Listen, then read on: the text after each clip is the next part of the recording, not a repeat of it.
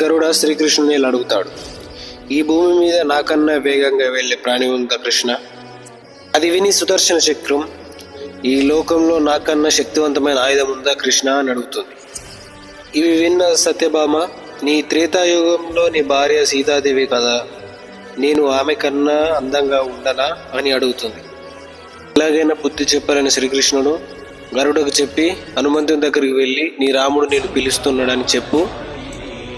ఆ మాట విన్న వెంటనే హనుమంతుడు వాయువేగంతో ద్వారకకు చేరుకున్నాడు.